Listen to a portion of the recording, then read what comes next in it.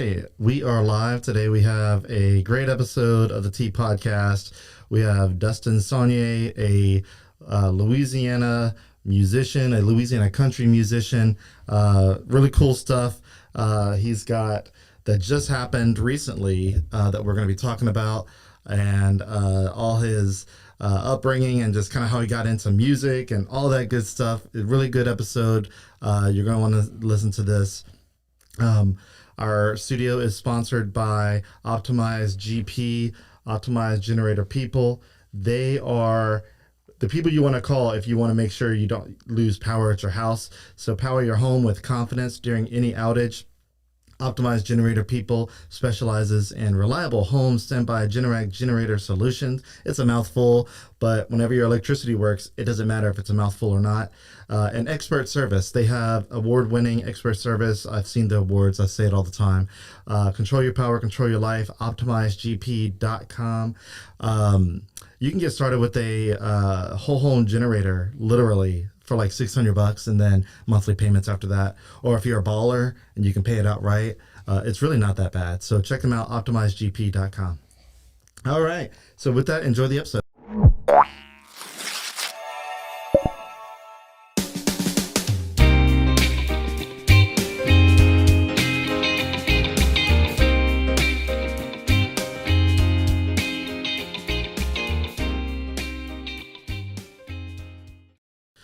All right, so before we get the conversation started, our next sponsor, this is our presenting sponsor, Chase Group Construction. They take the lead and become your one point of contact for the entire design, build process. Or if you're looking to build something new, a new business, or renovate, check them out.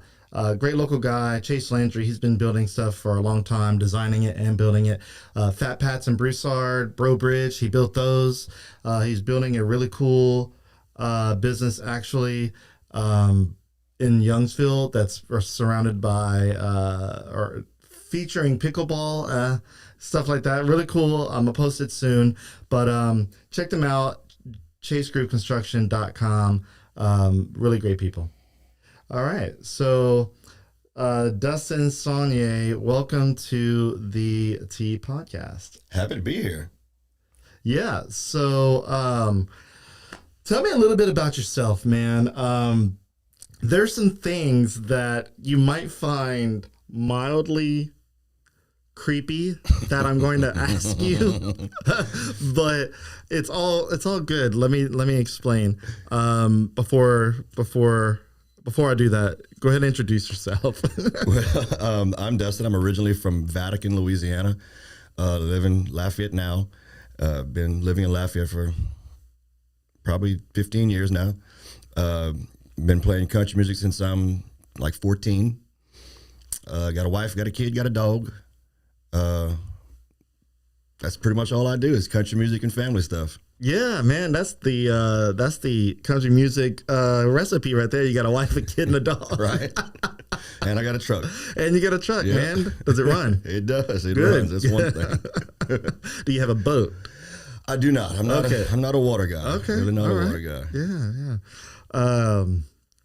Okay, so the creepy thing is, and look, I've been thinking about this for years. I first moved to Lafayette in 2010, and I was a newbie to Lafayette in all of its glory. I only grew up an hour north of Lafayette, so Bayou Chico, Turkey Creek area. So I was familiar with Lafayette because I watched KDC, KLFY as a kid, and all that.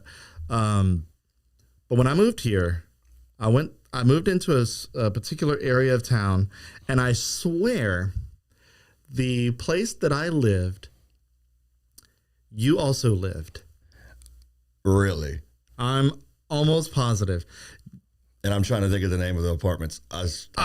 See, you already knew. Okay, behind Lowe's and Karen Crow. 132 was my apartment. Bro. Me and my bass player had an apartment there for years. Okay. That's crazy. French Colony Apartments. That's it, yes. Yes. God, French Colony. French Colony Apartments. That was my first apartment on my own. My brother ended up roommating with me for a little while. My apartment number was 151. So you were right there. I was right there. You parked on the backside of the fence behind Lowe's a lot, right? Yeah, I'd run into the fence constantly and break the fence posts. Yeah. You know, they had a guy who played for the Jacksonville Jaguars that lived kind of by where the volleyball courts were. Stop. I'm serious. I'm dead serious. Dude, this is crazy. Yeah. So whenever, and look, at that time, I wasn't too keen on who is who in Lafayette. But I remember kind of, you know, trying to figure out the social media aspect of Lafayette, trying to get into the community. And I remember seeing your face come on my feed, and I'm like, that guy looks familiar. And you saw me drunk at the pool. Yeah, like, right. And we would go to the pool a lot. And then I remember you pulling up and you had your guitar case. I'm like, he's a musician of some sort. And I think it's this same guy. And this is before I was married, before I had a girlfriend. I was like, I think that's him. I'm like, wait, do I live in an apartment complex with someone who plays music in Lafayette? Like, I was trying to figure out the whole thing of Lafayette and whatnot, but that's really cool. That's crazy. Yeah. Blew my mind right there. Let me tell you something. French Colony Apartments is underrated. Oh, yeah. Especially back then, for the price, for the quality of what it was. It was the best bang for your buck. I enjoyed it. The one time me and my bass player went to do a show, and we got back, and it smelled like Worcestershire sauce in the apartment. I'm like, what is that? Well, apparently we left a bottle out on the counter, and the apartment that was behind us, apparently someone shot through the wall. It went through like a stand-up freezer that we had, and it hit a bottle of Worcestershire sauce, and it blew up the toaster next to it. Wow. And on the next wall was a 73-inch television that I had just bought. If it had gone through that wall and hit TV. Dude, I bet. So, a bullet. Okay, so I don't want to take back anything I said about French Colony. No, it was a great thing. It was just one weird occurrence. We didn't even tell the people about it. We just were like, what do you do? That is hilarious. Clean up the broken glass and move on. Not even going to kid you, though. I did see someone's car rims get stolen midday in the parking lot. Lovely. Look, On French blocks. Colony itself was a good apartment complex. The area, there's people in the area, you know, and, you know, they were up to no good. Like anywhere else. Yeah, started making trouble in the neighborhood.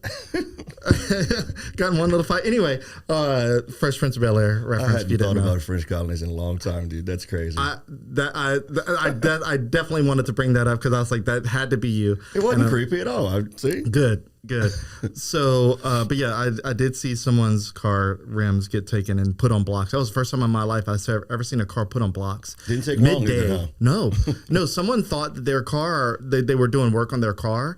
So at midday, nobody's going to question it. Oh, you're just taking your wheels off your car. No, they jacked these things. They're mine now. Yeah, and then a tow truck came and everybody was standing outside like, why are you towing this car? Like, you do not see this car on blocks? How are you towing the car? Because it doesn't roll. Right. They figured it out. They dragged it up. It was like a Camaro. Wow. Yeah, it was. Yeah. Anyway, That's awesome. look, Carencro area is great. Northside Lafayette is great. You know, you just there's times. Anyway, okay. So you grew up raised in Vatican. Yes. Okay. I live right now. I've always lived on the north side area of the parish, Carencro area. I live on the line of St. Landry Parish and Lafayette Parish. I still live in Lafayette Parish, but off of Highway 93, between Highway 93 and Gin Dorm, right there. This is like, that's where I grew up. Like literally, that's where my mom and my aunt still live there. Yeah. Off 93, like Vatican Road. Yep. It's down there. Yeah, and I take Vatican Road as a detour whenever it floods. Yeah. That's crazy. Okay. See, this is the part of the process where I'm building up a rapport with you here. So, you're a Louisiana country musician, Right. My first question is beyond the seeing you in person without ever meeting you and all that good stuff, is being from South Louisiana, especially in the Cajun music kind of Epicenter, why are you more country-esque and not Cajun music-esque? Because I was listening to a couple of your songs on the way here, and I was like, no, he's giving like straight 90s country music vibes. Yeah. And I love that. I grew up listening to 90s country, and I was like, man, he's checking all the boxes of what's a good 90s vibe country music song. So, but why not Cajun music? I mean, I was brought up in a house. My dad, he played music as well, and he played in a lot of Cajun bands. He played in some country bands, and he loved country music. If it wasn't George Jones and Merle Haggard and Keith Whitley and stuff like that, he'd have beat me. But he had to go to work. And then my mom would let me listen to Ozzy and Van Halen and Allman Brothers and Marshall Tucker and stuff like that. So I got both ends of the spectrum, really. And I've played in several Cajun bands, but when I started my own thing, country was just my thing. I'm a product of the 80s, so 90s country. That's what I like, you know. And I was listening to Vince Gill on the way over here. So that's my kind of stuff. And it just felt natural to do it. And one of my friends is Ken Holloway, and he's a successful country singer-songwriter. And he kind of took me under his wing. And I was like 17, I think. And I was 15 when I joined his band playing acoustic guitar. But at 17, I started writing. And he took me under his wing and kind of said, look, you're doing this wrong, do this, or you're doing this right, but do it like this. And just kind of helped me out. And I took it from there and ran with it, and here we are. Yeah. Yeah, it's been a wild ride. I bet. But this morning I was talking with my wife, and I brought up a reference that I was blown away. She did not get. I was like, have you never heard this at all? Like, I even had to show her the video. Like, this is where it comes from. She goes, that's before my time, apparently. I'm like, God dang it, I feel old. So whenever I was doing some research on you to make sure I had all my boxes checked, I saw that you get your country music from your dad, and your rock and roll side from your mom. And I'm like, wait, I've heard this before. Right. A little bit rock and roll, a little bit country. And I was like, Kelly, do you know what I'm talking about? Like, I'm a little bit country. I'm a little bit rock and roll. She's like, gave me this like blank look. I'm like, oh my God. Like, I'm not that old. But yeah, I had to pull it up, and the Osmonds. It gets lost, you know? People don't, and that's the thing I think with music these days. If you don't dig for stuff, you won't find the good stuff. You know, mainstream is like you're going to take what they give you. Mm-hmm. This is popular, this is hot, and that's what people know. But it's like I listen to whole albums. I don't listen to one single. I want to hear the whole thing, give it all a shot. And that's a big lost thing with the generation coming up now, is that they don't pay attention to the album cuts or subtle stuff. They just, this is on the radio, this is cool. Yeah. It's like, go dig and find some good stuff. Go back and dig the back catalog and find some really cool stuff, you know? So that's a good point, because I feel like the digital age of music has really jaded a lot of people as far as getting to know the artist. Because back in the 90s, whenever I was growing up, you know, you had cassettes and CDs. You got to read the jacket inside the CD. Yeah. It tells you a little bit about the guy. You're like, and that's where the lyrics lived. Yes. Typically, they would have the lyrics there, and I would pull it out because like there were times where I'm like, okay, like I was a big fan of Matchbox 20, and I'm like, what is he saying right here? Because I want to sing it, and I'm mumbling, and I don't know this part, so I would pull out the thing. Now you can just go to Google and lyrics, but there was just this this really unique experience of having the physical media in your hand. You own it. You owned it. Yes. I still have my Matchbox 20 CD yourself or something like you. I dug it out the other day. The best one. I'll listen to that album. Now, I don't have my physical copy. I don't know where it went. I had bad breakups in the past, and all my CDs just disappeared. Yeah. But that was my first CD ever. Not my first music album. My first album, you're going to think that I am just a fruitcake whenever I tell you. If I tell you mine, you're going to think it's worse. And if it's the same as mine, it just got weird in this room, okay? Okay, it would be real weird. Okay, it's go. not Hanson. It's not Hanson. I had that one, though. Oh, God. So my brothers had Hanson, not me. Okay, so my first true album was a cassette, and it was Aqua. All right. Barbie Girl. Yeah, man. Yeah. That was hot back then. I loved that song. I loved that band. I would draw their logo. I was in like 4th grade. Yeah. And I was obsessed. And I still listen to it because some of their songs that were not popular are great. Yeah. You just don't hear them on the radio. You don't hear them played. But they're like solid, good songs. And Yeah. But like, I'm a Barbie Girl. That's a classic. Of course, a classic. It's weird to say that. But my first actual CD that I got to hold in my hand and own and look at the rainbow colors as you tilt it was Matchbox 20. And I was like, dude, it was something so visceral about having a CD for the first time, putting it in the CD player and just immediately getting a song played. Wide open. Yeah. My first CD that I ever purchased, and I want to say my mom purchased it for me, but my first CD I ever purchased was at Raccoon Records on Johnson Street, and it was Cher. Do you believe in love? Yeah, man. I wanted the CD. My mom was like, you can get it. And then I think my second one was Jagged Little Pill by Alanis Morissette. Good. It's a good record. So good. So good. My dad actually listened to that Alanis Morissette so much and Jagged Little Pill, and I was a product of VH1. Yes, sir. We lived in the country. We had I want to not even say 30. I want to say we had 22 channels. 22, I believe. Yeah, give or take. That's what we had in Vatican. So. Yeah. And I'll tell you right now, channel 22 was Showtime, and it was scrambled. Yes, My sir. uncle gave me a descrambler.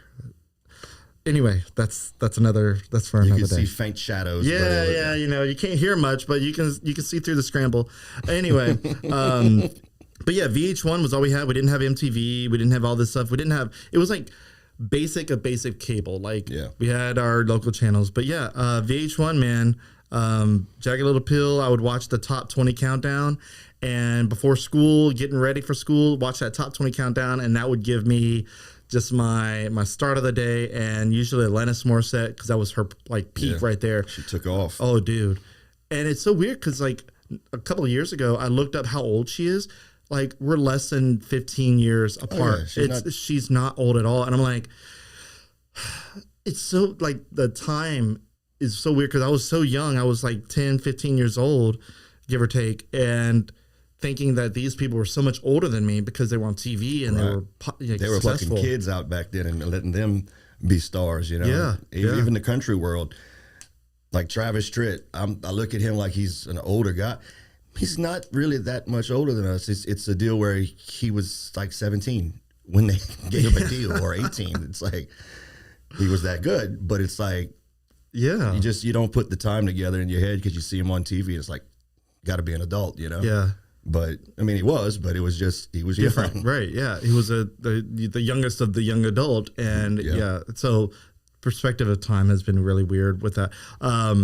There's some really good stuff that I want to talk about with you that I was saving for after my next sponsor, my last sponsor, and then we're gonna get to it because I really want to dive into this and how this happened. So stick around. Our next sponsor is Music Academy of Acadiana. Speaking of music, if you want to learn music, if you want to improve in music, if you want to record an album, Music Academy of Acadiana, they have a great school. They can teach you in any kind of stringed instrument, any kind of wind instrument. If you want to improve your voice, they can help you do that. Piano, drums. If you want to learn audio production, maybe you don't have a face or a voice, maybe you're not wanting to be in front of a camera or a mic. Audio production, they can teach you how to do that, make albums, help people sound better. Maybe not you, but you can help people sound better. And they have an in-house award-winning studio that's in the same building, but it's a separate company, and that's where they record a lot of albums. There's some pretty well-known people that have recorded albums there. Check them out, musicacademyacadiana.com. Local company, great school, about 500 students in and out each month. Can't say anything else more nice about them because they are a great sponsor. They've been with me for a while. So check them out. All right, man. Okay, so you recently got inducted to the Louisiana Music Hall of Fame. Yeah. so wild to think about because we scheduled this podcast at least a couple months ago. Oh, yeah. Give or take. And you just got inducted like a couple weeks ago. Yeah, it was the, I guess the last Saturday, or I think maybe the last Saturday in April, maybe the 26th. Yeah, Maybe not long right. ago. Yeah. And whenever that happened, I'm like, stop, dude. Like, the universe is like, hey, here's a great topic for you to talk about. It's like, good. This is what I needed. Okay, so the Louisiana Music Hall of Fame, I had to do some research because I've heard of it, but I didn't know who all was in it. How many? There's a lot of people in it. Yeah. There's some people in it that I am surprised that are in it. Like me. Sure. No, it's a deal. I didn't think I was old enough. I'm like, but they said it's not about that. It's about accomplishments. Right. And I actually had to look that up too. Like, how do you, like, what are the requirements of getting in? Like, what are the stipulations? And it's pretty unique. I actually have some details here. So to get into the Louisiana Music Hall of Fame, the eligibility criteria, one is connection to Louisiana. So you got to have a connection to Louisiana. Either you're born in Louisiana, you have individuals who live in Louisiana. Maybe you're not born here, but you live here, stuff like that. Number two, significant musical contributions. You got to contribute to the musical ethos here in Louisiana, demonstrating impact on Louisiana's musical landscape. Three, preservation of musical heritage. So that goes into that aspect. And then number four, recognition and legacy, acknowledgement by peers, critics, or institutions, and a lasting influence on the music landscape in Louisiana. So all those things have to kind of be checkboxed for you to get inducted. That. Exactly. See, I didn't know, so I had to look it up. I'm like, how does one just get inducted? Because let me tell you who's some of the people that are on this thing. Some amazing people. I'll start with this. Master P. Yeah. Make him say, yeah. Anyway, it's Master P. Dude. Louis Armstrong. Yeah. A fabulous jazz musician. Okay. A legend. Fats Domino. Little Richard. Yeah.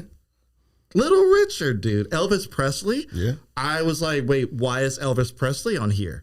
But apparently he has deep ties to the Louisiana music scene. He does. And Elvis, did a lot of shows down here in the early 50s and stuff like that. He was down here a lot.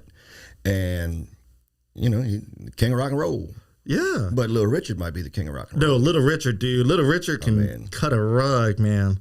I don't know if the kids say that still. Because talking about getting old. Okay. Just, I'm going to name a few others. Clifton Chenier. That's actually the name of one of the government buildings on the north side of Lafayette, Clifton Chenier Building. Hunter Hayes, dude. I remember being a kid at the Boggy Bayou Festival in Pine Prairie, and Hunter Hayes was on that stage. I was a little kid. I was just about almost not even a couple years older than him, like just give or take. And I was like, how is this little guy first of all, singing in French? Mm-hmm. Not very many people can understand half of what he was saying. In fact, there was an interview that came out recently. He doesn't even understand half of what he was saying.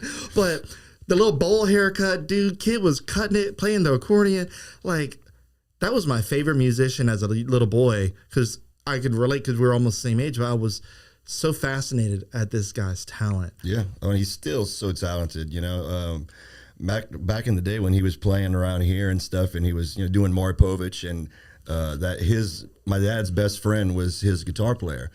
And so that's how we kind of knew him. And then a few years back, we did a thing for flood relief at Evangeline Downs Event Center, and Hunter was on the show, and he had just got a brand new guitar from, he's sponsored with Ernie Ball, and he was like, check it out. And I was like, yeah, I don't want to touch something that's new, because if I break it, then he's like, just try it. And he's a cool cat. He's very talented, and he's producing stuff right now that is just ridiculous how good he is. Yeah, great talent there. A couple more names: Trace Atkins, clearly, Tim McGraw, Sammy Kershaw down from the Kaplan area, Mark Broussard, clearly Mark Broussard would be on there. Kix Brooks, Brooks and Dunn, like, dude. I remember going to Ruston for my cousin's graduation at LA Tech, and he was there on stage kind of doing a presenting thing. I'm like, I'm like, what's he doing here? And then freaking, he's from Louisiana. I'm like, stop. Where's Ronnie Dunn, though? We got to get him on stage. Y'all can do some songs for us. Right. Yeah. It was just really neat to see. But yeah, there's so many more. My wife's family actually is supposedly on there. I didn't check all the names. Johnny Crater. Yeah. Are you familiar with that name at all? I've heard the name over the years. Yeah, he's an older musician, Cajun French musician. Belton Richard. Yeah, he's on there. I did a cruise with Belton. Yeah, years ago. So cool. So now, what is your thoughts? Like, what goes through your head knowing that you just got inducted to Louisiana Music Hall of Fame with names such as that? Honestly, like, it's a deal where the guys I grew up kind of idolizing, you know? I'm looking at these guys like I'm taking stuff from them and learning from them. And then to be in a group with those cats, it's like, maybe I do learn stuff. Maybe I do pay attention a little bit more than they thought I did, you know? Yeah, I mean, like, so with this, I guess a title. I don't know if you want to. What do you want to call this? But an accomplishment. Can I put doctor after my name now? Is the question. Yeah. Can you put PhD, doctor? Yeah. Like, what do you? Did you get a plaque? Like, yeah, it's a big old thing, and it's got the state seal on it and stuff like that. But it, you know, I gave a speech when they did the induction ceremony, and I'm not an organized person. I do not get prepared for stuff. I'm like, what you did with all that, I would have never done that. I'm just going to wing it. Yeah. And it was just cool because I'm thinking, I'm not done, you know? This doesn't mean that I'm done making music or anything like that. It's something that my kid can have when I'm gone, and he can say, my dad did something in music, and I'm going to continue to do it. You know, it's all I know how to do is music. It's all I've done for a long time. So yeah, since you were 14, 15 years old. I've only had 2 real jobs in my life. I worked at Romero's Grocery in Austin, Louisiana, and I worked for Bumper to Bumper Auto Parts for about 1.5 years, and that's it. Wow. When I was in college, and then it got in the way of my music and drinking, so I said, yeah, I'm not going to do that anymore. But that's the only 2 jobs I've really had. I've always made music work. It's my passion. So, with music, how old is your kid, by the way? He'll be 11 in July. Yeah, and he's nice. Almost as tall as me, so it's... Stop, dude. I'll say almost. He's right about 5 foot. Nice. And so I'm hoping football player. But so is he interested in music like you? Yeah, he is. He sings constantly, and he's been taking piano for like 3 years, and he's better than I am. And he tries to show me stuff, and I'll do it, and he's like, "You're wrong." I'm like, "Dude." He tells you you're wrong? Yeah, he's like, "You're wrong. It's like this." And he plays it, and I'm like, okay. I taught myself. You have a teacher. And he's like, "You need to come to lessons with me." I was like, "I'm not going to lessons with you, dude. I play guitar. I know how to play piano. I don't need to, you know." Yeah. But he's really interested in it, and he's good at it, so. Yeah. But you're hoping football player. Yeah, hey, come on. I like football, and I like him being active in a sport, because it teaches a lot of discipline that sometimes music doesn't teach. Yeah. You know. So what if his path in life is music? Or I'll support it. I mean, hey, let's have fun. I try to get him up on stage, but he's quote unquote shy. He's not by any means, but he's like, "Come on, get on stage. We do festival, and kids can get in. Like, come on, come sing one." I'm not doing that, Dad. I was like, get over that stage fright stuff, bud. Oh yeah, you're gonna have to be in front of people the rest of your life, so you might as well get over it quick. Yeah, especially even if he does football. I mean, you're still anything. You're going to be in press conferences. You're going to be if he wants to be a politician, or you have to speak in front of people. So it's all the same to me. I never had that stage fright thing, and it's because I've been on stage since I'm a kid, and my dad would bring me up on stage as a kid, so I'm used to it. But he's he knows I'm not going to force him to do it, so he's just like, I don't want to do it. Yeah. Okay, so going back as a kid yourself, what are some of your biggest influences? I mean, I have a couple here that I know of, but clearly the big ones, Conway Twitty. On the way here, one of your songs that kind of auto populated into my radio was I See the Want To in Your Eyes by Conway Twitty. And I only know that song from Conway Twitty because of Beavis and Butthead. Right. I mean, the most ridiculous reason that I know that song, but Beavis and Butthead, if you're not familiar, they would interject music clips into their videos. I don't know why, into their shows. And Conway Twitty, I See the Want To in Your Eyes was one of them. Oh, no, it was Family Guy, wasn't it? Maybe it was Family Guy. I think it was Family Guy, yeah. I think it was. But I know Beavis and Butthead does it too, but Yeah. maybe it was Family Guy. Oh my God. Well, if Beavis and Butthead did it, it's because Mike Judge, the guy who writes and does all this stuff. Yeah. Mike Judge is he's a musician, he's a bass player. Okay. So and he's big into the Texas scene and stuff like that. And that's probably if they did it, that's probably why. But I want to say all the Conway Twitty stuff was Family Guy. It might have been Family Guy. Okay. Now that you're saying it. Either way. Yeah. Funny shows. Yeah, it would be put into the show. I'm like, I thought it was the weirdest thing. I'm like, why are they putting this in the middle? And then it's stuck in my head. And like every once in a while, I'll randomly start singing I See the Want To in Your Eyes to my wife. And she goes, all right. I'm like, hey, I'm just remembering that clip. It's a good song. I mean, hey. Yeah. So some of your biggest influences, man. I mean, speaking of your kid and you're a kid yourself, who really instilled your musical influence, like your style? Like, where was all that based out of? I mean, the guys that I grew up on, from being a product of the 80s, man, it was Keith Whitley, Mark Chestnut, Sammy Kershaw, Tracy Lawrence. Those guys kind of just stood out to me. It was like that was my kind of Randy Travis. That was my thing.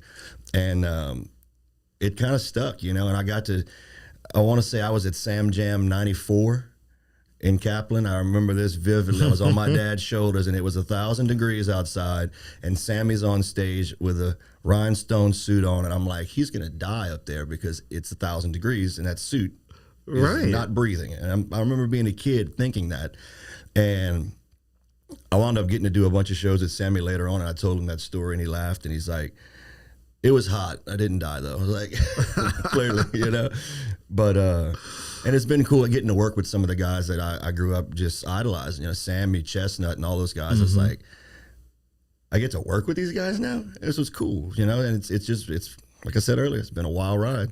What is your, have you ever been starstruck? Yeah, once or twice. I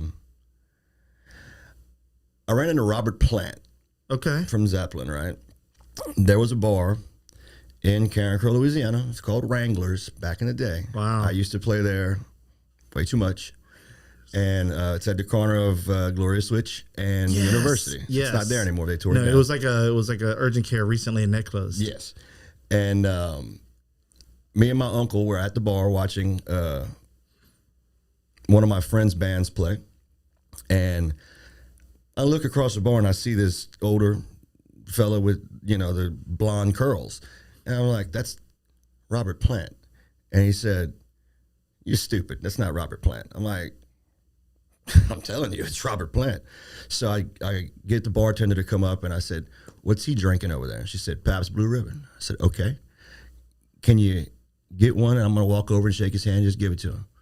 And she's like, why? Because she had no clue who he was. So I'm sweating. I'm like, I got to shake his hand. I don't want to, make him mad. Don't bother him or anything like that. But I'm like, what do you do? What do you do? So I just bit the bullet. Said, all right. I walk up. I said, are you? Before I could finish, he said, yes, I am. Just like that. And he didn't look at me. And I said, I just want to say I appreciate everything you've done for rock and roll. I love your music. I just wanted to shake your hand and buy you a beer. He turned, he shook my hand. He said, I appreciate that, sir. And she gave him the beer, and I walked away. I was like, I don't know what to do. But yeah, that was cool, man. Robert Plant in Carencro, Yeah, of all places. He was recording some stuff in Crowley, and he just happened to be down there because he liked my buddy's band. And there's some pictures from back in the day of my buddy's band with him at that bar. I'm like, yeah, could have got me in the picture at least. Dude, that is the strangest things, man. You just never know who you're going to see. Because you always think, oh, you got to be in a city that's highly populated, that's known for famous people just kind of being out and about. And they show up at a dive bar. You know? And, yeah, literally Wranglers. I remember moving here. I don't know if it was Wranglers whenever I moved here. Maybe it was. It's like I wrote about it closing and then turning into the urgent care. But I remember that bar. I used to work at Chili's in Karen Crow, and everybody would go to that bar at night. I was always at Chili's in Karen Crow because it was right by the apartments. Right, exactly. Good drink Presidentes. Yeah, man. For lunch. And I would walk from French Colonies to go to work. Yeah, so it's crazy. I didn't need to drive. It was just right there in the backyard. That's crazy. God. So I guess by me asking you, have you ever been starstruck is like, you know, I feel like being in the music business, you have for lack of better words, a privilege of being able to be around people that are pretty well known. Right. Yeah. And the average person doesn't have that level of access. Usually they have to pay to even be in general admission to kind of be, you know, several feet, right. Sometimes hundreds of feet away from people that they see as, right. You know, well known or famous. And you have the opportunity to play with some of these people. Yeah, and I think that's a secret perk of being a musician is like you get to meet people that are famous or hang out with people who you grew up idolizing or stuff like that, and it's like, and then you realize they're just normal people, they're just like us, you know. One of the big, you know, Daryl Worley, he's, you know, like 8 foot tall now, but he's we did a cruise in 2019. It was me and Daryl Worley, Trace Atkins, Ronnie Millsap, Neil McCoy, friend of ours, just a lot of country artists out of Fort Lauderdale. The first night on the boat, I had these little cards made with my logo on one side and the QR code and my Spotify. It's 5,000 people on the boat, you know, pass them, I leave them places, leave them in the elevator, just to where, you know, people might get turned on to my music, right? Well, my kid was with us, and we're on the top deck. It's nighttime, and he wanted to give them out. So I'm here, guilt people to listen to me. That's fine. Well, I see Daryl Worley on the top deck, and he's talking to somebody, and I give my little boy the card, and I say, "See that big old boy?" He says, "Yes." I said, "Go give him one." Kid has no shame. He's not scared. He walks right up to him. He taps him a couple times, and Daryl looks at him and just pats him on the shoulder and smiles. So my kid does it again, and Daryl does it again. My kid rears back and kicks the man in the shin. So now it's going through my mind, I'm going to have to fight this big old boy. I'm going to have to jump, you know? Yeah. And I'm walking over at this point. By the time I'm walking over, Daryl gets down on one knee, and he says, "What is this?" And he says, "It's my dad's music." He says, "I've heard your dad's music, and I like your dad's music." All right. And I'm hearing it. I'm like, I love this dude's music, and he's saying he likes mine. You know, and it's cool stuff like that you get to do as a musician, I guess, that you wouldn't normally get to do. And it's cool. And like a few years later, I did the Keith Whitley Hall of Fame induction tribute show in Nashville, and Daryl Worley was on that bill with us. And I was walking to the restroom, and he was standing by the bar, and we kind of locked eyes, and he reached out. He said, "Still playing country music, sir?" I said, "Yeah, that's all I know how to do, sir." And he said, "Keep it up and tell your kid he doesn't kick that hard." And I was like, you know, he remembered it. We just once in passing, we had that event, you know, and now he remembered it. It was just so I love cool. that. Yeah. Dude, such great stories, man. Earlier you mentioned James Dupre. Yeah. And before we went live, I told you that I went to school with James Dupre, graduated in 2005, and he was, I think, a year or two ahead of me. And he graduated, and then I started working. My first job was at Winn-Dixie in Ville Platte, and he started working at Winn-Dixie not long after I started there. And so we worked together. And he was... James, I'm sorry if you're listening, dude. James is actually coming on the podcast in a few weeks too. Awesome. Yeah, I was able to get him on, and but he was the scrawniest, lankiest looking guy. When I met him, that's how he was too, man. I was not any better though. I was pretty scrawny and lanky, but he was taller than me, and he just felt more. And I never got the vibe that he would ever be a country music singer. Like his dad, his lineage is literally ambulance. Yeah. Like Acadian Ambulance. Yeah. That's that. And I think that's what he did that for a little while, Yeah. at least from what I remember. He did.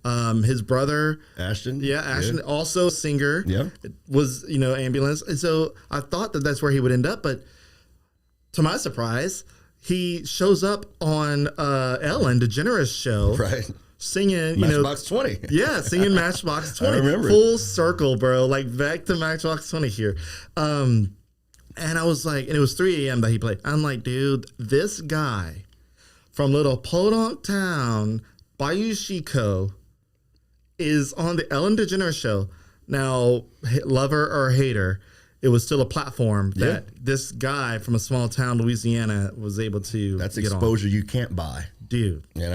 And that propelled him a pretty good ways. Yeah. I mean, you still got to do a lot of work yourself. That's not instant stardom, but that leg up right there led him to do work with Randy Travis. Yeah. Of all people. I mean, now I know Randy Travis has had some medical issues, but what's really cool is recently Randy Travis released a song. Yeah. And where I'm going with this, is there's a reason why is what was the song from? What was the song name? I can't remember. It was like Where I'm From, or it was something to that effect.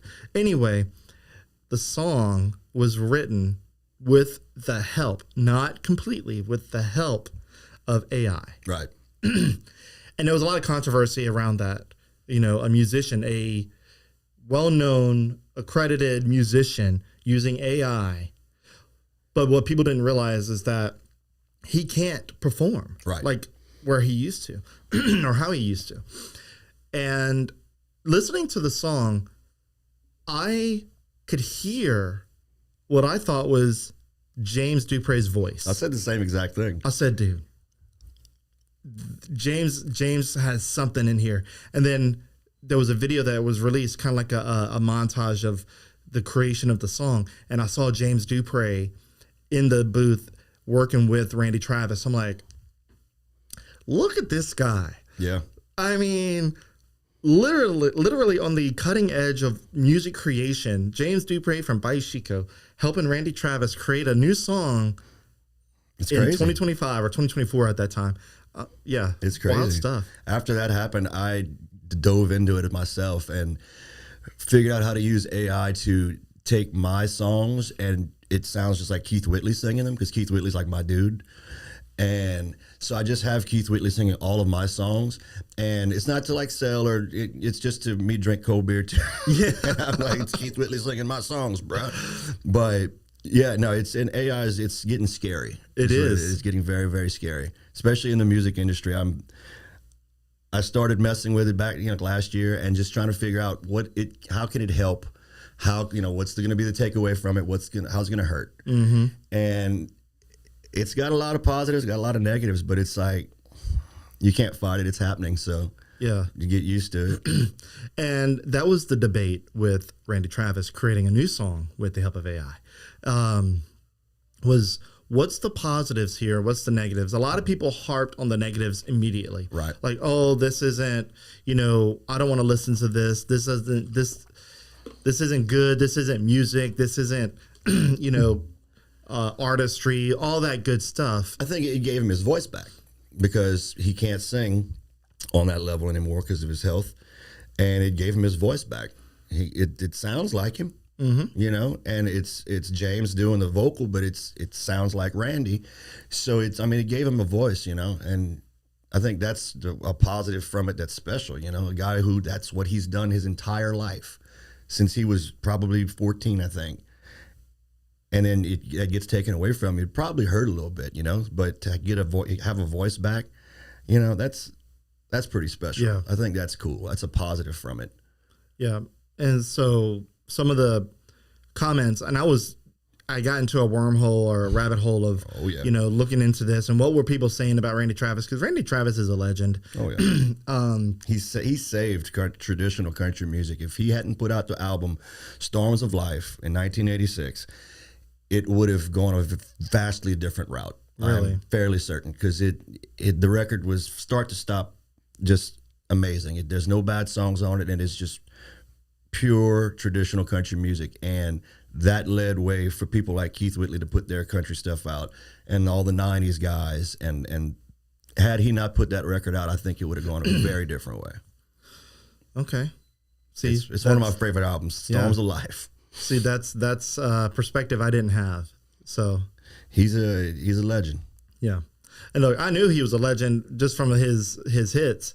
And but yeah, so going back to the AI thing and the debate around that, one consistent thing that I saw or read from people was that regardless of if it was created with AI or not, or whatever have you, or if someone helped him sing it like James, it was signed off. It was his approval. Yeah. It's not like they just did it to do it.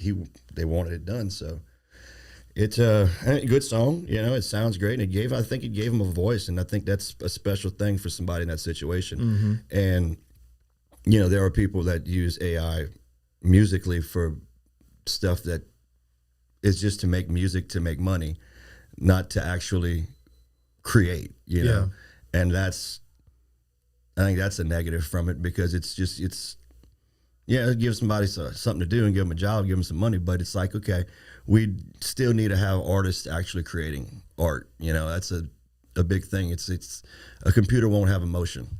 You know, it don't have that feel. It doesn't have it'll be very generic what the computer's going to do, because it doesn't have, you have different feelings than I do. I have different feelings than you do. You can't express that unless you actually create the art yourself. Yeah. Yeah. There's, this is a popular trend with AI, is that no matter how good it gets, because it's getting better and better, like by the 10s to 100% per day. Like it's constantly being updated and improved. There's one thing that if you have the eye for it right now, at least you can tell right now, typically, is that it lacks a soul. Mm-hmm. You can get, like, I can create an image with ChatGPT right now and make it look like someone's holding a product, give or take, and then I can take a picture of the product and tell it, ChatGPT, I want a person holding this product, and it can make it. But there's something missing in that photo. You can just feel it, and it could be the first time you ever saw that image. There's something that you can just see, and they're like, okay, it doesn't feel authentic. It doesn't feel genuine. I saw a local business, a couple of local businesses actually, and I'm not going to call them out by name because I'm not trying to do that. But they created a couple of images on their social media to promote their business. And as soon as I saw it, I immediately was like, why did you do that? Right. Why did you have to use AI to advertise your business in that manner? It was completely, in my opinion, disingenuous. Right. I said, you could have done this yourself. Yeah. You could have made this image yourself with your actual product and not just this generic, soulless looking thing. And I was like, I hope this is not a trend. I hope this is not something that people try to do. I know people write captions and stuff. I use AI to sort out all of your background. Right. Because I didn't have the time this week to dig through every article and every thing for you to know some of the stuff that you, even though you already brought it up, I had it down just in case you didn't mention, like Vatican. I had it down. Yeah.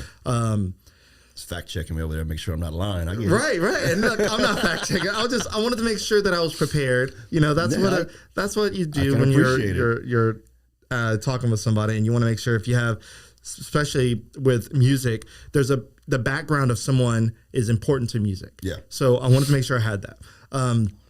I use AI all the time.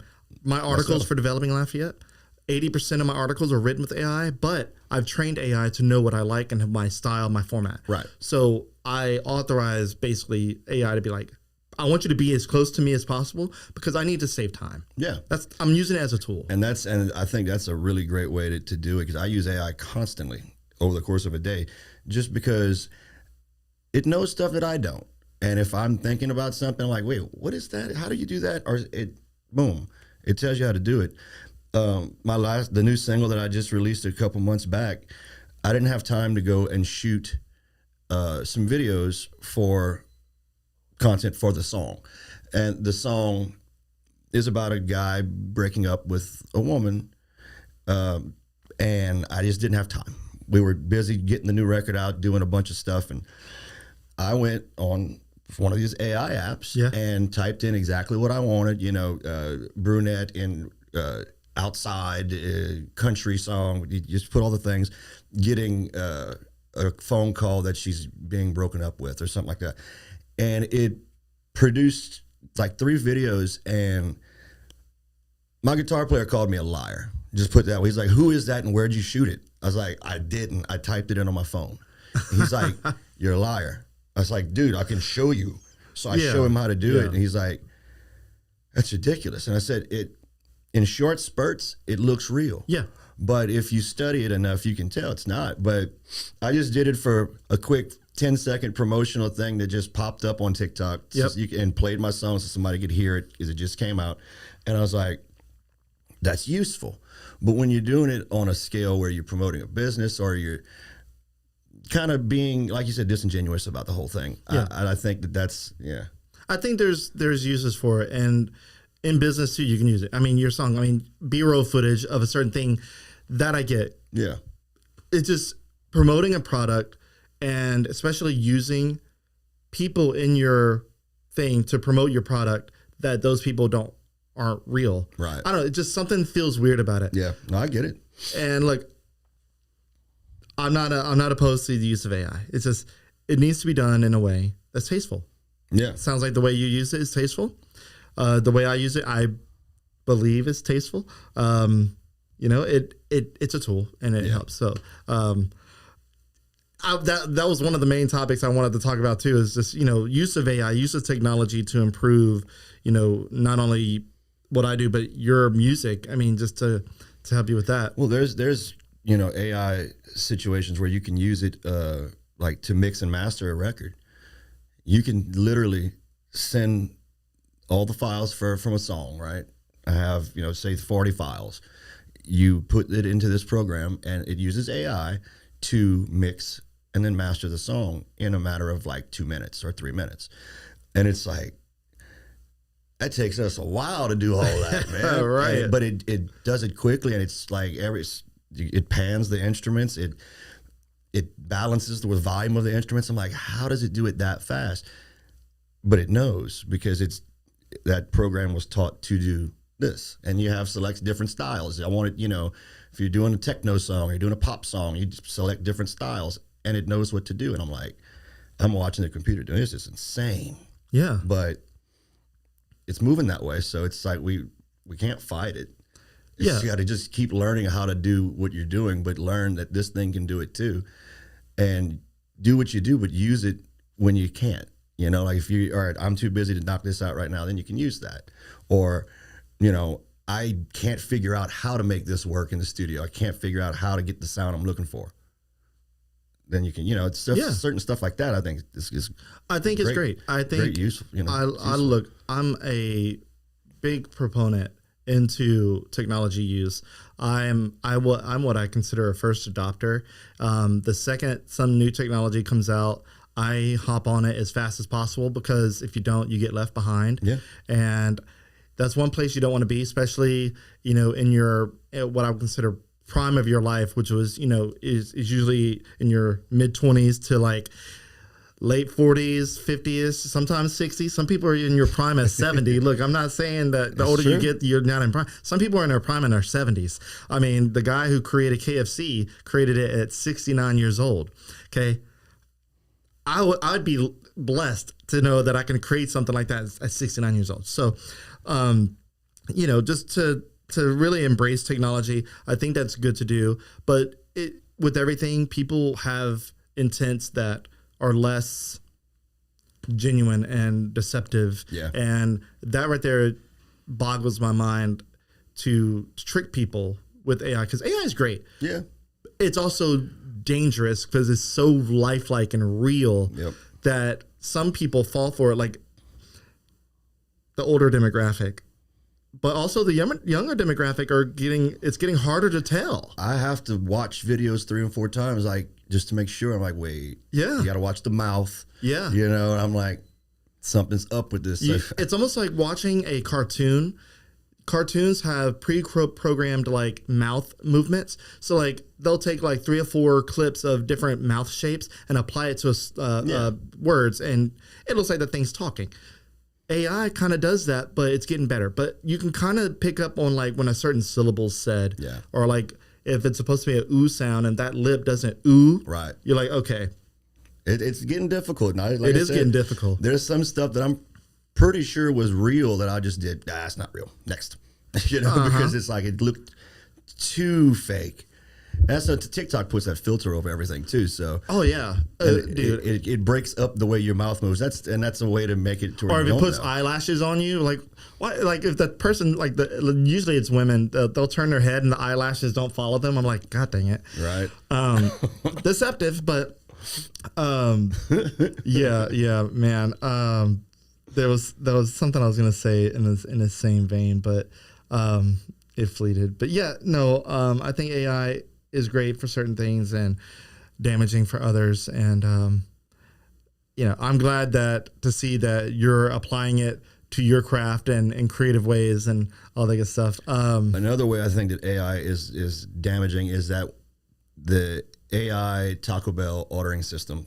Right. You were talking about that before we went live. I get angry. It's like, it's 1 a.m. I'm just trying to get some tacos, and it's getting it wrong every time. And dude, it's supposed to be so good too, and it could be that they can't understand what I'm saying. That's all. Yeah, I mean, we are human, and especially Southern. So I know sometimes I'll ask Siri. I don't even know why I use Siri half the time anymore. Siri's so dumb at this point, but I'll use Siri to like play a song because there's sometimes I don't know the name of the song, but I know like some lyrics. Right. And I'll say, I don't want to say the name, but play this song, and it has like these words in it and I'll say play on YouTube, and it almost finds a song right every time. But whenever it gets it wrong, and I'm screaming at it. Right. And my little boy, he's in the car with me. He goes, "Daddy, Siri don't know nothing." I'm like, "No, she does not." Knows nothing. So, and Siri's kind of AI-ish, but yeah, man, the world is moving fast, and very. Yeah, it's funny to see. I mean, people's jobs. I don't want to say people's jobs are at stake, but the labor market, the even skilled labor is at a position where a friend of mine, we go to lunch every week, and he's a computer programmer, software engineer. He's worried, and I'm telling him, like, look, you don't need to be worried, because AI, as good as it's going to ever get at this point that we can humanly fathom, right, we'll still need human oversight. Yeah. There are things that it will do wrong that you will need to correct and watch. I told him, and this was back in like 2022, 2023, where we were talking about this, and I'm still reassuring him today because he's always worried. And I told him, I said, back in the day, like 2022, 2023, I said, I feel like this is where we are today at that time. I said, it feels like we are the late 80s, early 90s, when computers were starting to become mainstream in the household. Yeah. This was when the transition from typewriter to computer was happening. Yeah. Everybody knew how to use a typewriter. My mom and dad had a manual typewriter, click, click, click, click, click. Yeah. And as a kid, I loved it. But when the computers came along, some people refused to adopt working on a computer. There's a popular show, Roseanne. Yeah. And there's an episode where she was trying to get a job. And this is the early 90s, late 80s, early 90s. Yeah. And she was trying to get a job. And the interviewer asked Roseanne, do you know how to work a computer? And Roseanne was like, no, but I'm pretty sure I can learn. And the interviewer was like, we really need someone who's skilled, that knows this already. So Roseanne, she managed to get the job because she said she was going to learn it and she was going to do what she could. But I feel like we're at that point where AI is the transition from keyboard or typewriter to keyboard. Yeah, no, I get that. And it could have been she got the job that they were scared Dan was going to go in there and clean Yeah, house. exactly. Oh, Big Dan, dude. Right. Oh gosh, John Goodman. Yeah, man. I know I don't want to keep you too much longer. We're at about an hour here. What is next on the horizon for you, your music? Obviously, you're not done because you got the Louisiana Music Hall of Fame, and it sounds like you'd be done. It sounds like you are memorialized at this point. Right. What's the future look like for you? Man, I write songs just about every day. If I don't write one in a day, I go back to something that I was working on prior and work on that and try to, tweak the song if, however I can. So, I mean, we're recording. I have a studio at home. I'm recording almost every day. It's just getting more music out and continue to do what we do. We have a lot of shows booked. We got a lot of time left, so I'm having fun doing that and just waiting for football season. Yeah. Do you have any? So you're working on a few things. Do you said you just released something new? Yeah, I just released a brand new single. It's called "The Heart to Herder." It came out March 21st, I think, and that's probably my favorite song I've ever written. It's I call it grown folks music because it's not about trucks and it's not about fun stuff. It's about stuff that people go through, in real life. And it took 5 years. Wow. To get the song out. We went through 3 different and completely different versions of it. And until just saying, I threw my hands up and said, let's go back to roots, go back to basics and go straight forward, 90s kind of country. Let's do that. And the other versions are good, but I think my fan base would have kind of gotten upset in some ways with some of them. One of them was kind of newer country with the oh yeah, got your windows rolled down, yeah, kind of vibe. And then one of them was it was a little too R&B for me. I was like, it's the way we did it. It's good, and I still might release that one just to have it. Hey, you want a different version of it? Check this out. But we've got. Currently, I want to say at least 50 or 60 songs that are either recorded or halfway recorded. Wow. So I got a lot of stuff. I'm just stockpiling, trying to get ducks in a row to get everything put out at the right time because major artists right now, they're releasing albums with 40 songs on them. And it 40? Yeah, Morgan Wallen released an album today with 37. God dang it, dude. So boom, at one time you have 37 songs that take over the airwaves. Anything on radio, Spotify, anything. It takes over that because they have so much more money to push the album. Yeah. And I'm just pushing it. I pay for everything. I own everything that I do, So it's like that's 37. So much. 37 at one time. So that takes over your Billboard chart. Boom. Done.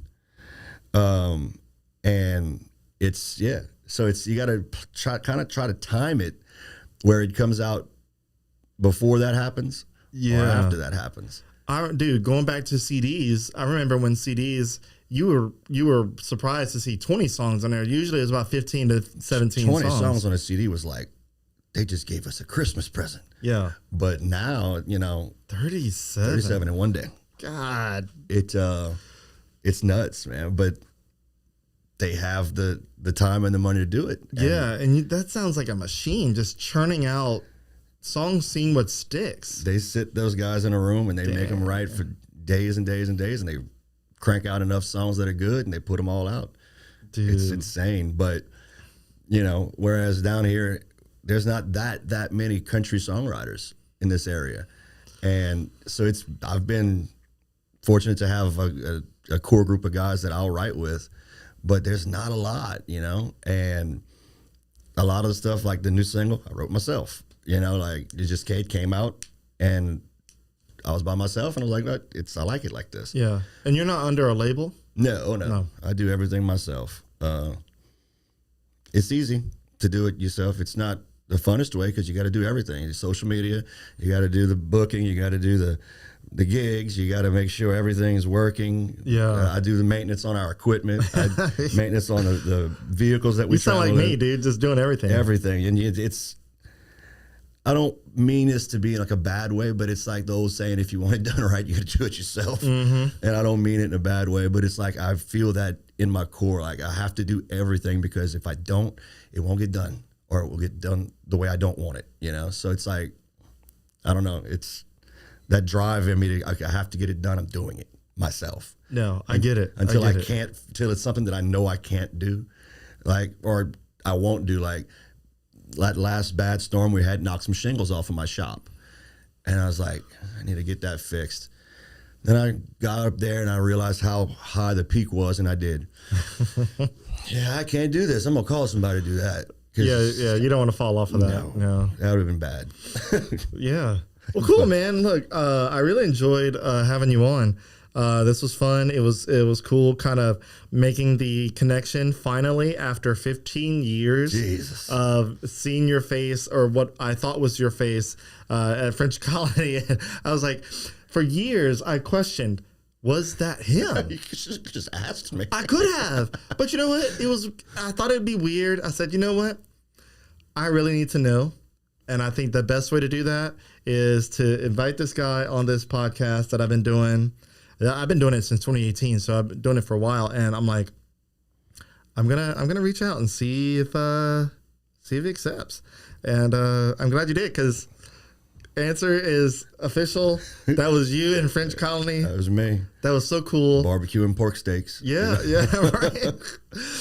Dude, side note, not long after we moved out of that one bedroom into a 2-bedroom, like we transitioned to a 2-bedroom apartment, there was an apartment in a building nearby to the building that I was in initially that caught fire. I remember hearing about that, yeah. Yeah, it was wild, because like, I don't know if I heard the alarm, but we heard the sirens come through, and my wife and I were like, what is going on? We saw the lights hitting the blinds. I'm like, so we go out and look, and it was dark, and smoke bellowing. Well, we did what any, good country, people type of thing do. I got to go see. You got to get in your car and you got to go investigate. You got to go see. You got to Absolutely. You got to be the neighborhood watchdog. Everybody else had the same idea. We were all there like, what happened? And everybody's like, no, somebody's house caught on fire, and it's either in the kitchen or the dryer. Yeah. Something like that. But yeah, man, I appreciate you coming on. I appreciate you having me, man. I It's been enjoyed it. fun. Yeah. Is there anything that you want to tell people before we head out? I know I have the Spotify link in the caption, so if anybody wants to check out your music, they can there. Yeah. Just check out all the social medias, DustinSonnier.com. See where we're going to be. Come hang out with us, and get you some cold beer in you, get some country music, and have some fun. We're doing a lot of festivals and stuff because it's festival season, and I love it. Yeah. Summertime's coming. It's going to be hot and fun. Where's your next gig? I'm off this week. I think the next gig is I'll be at Cowboys. Okay. In Scott. Maybe next Saturday or following Saturday. I don't remember. I can't remember anything anymore. There's Right. too much going on, and There's I a can never lot, remember. But yeah, come check us out whenever you can, and have some fun with us. And shout out to my friends at Schilling. They keep us provided with that icy cold brewed in the good old US of A Bush Light. There you go, man. All right. Well, Dustin, it was a pleasure having you on. Guys, if you're listening, we also have this on YouTube. It's on Facebook. You can share it. It's going to be on Spotify as well, Apple, iTunes, all those places. But with that, Dustin, have a great weekend. I hope you continue to have great success, and I look forward to hearing some of your newer music. It's bringing me right back to the 90s music, and I feel like there's a resurgence of the 90s style music. yeah. So I'm enjoying that, and I look forward to see where you go from there. Yeah, man. Appreciate you having me. Had a great time. All right. Well, guys, I appreciate y'all listening. Y'all have a great weekend, and we'll see you on the next one.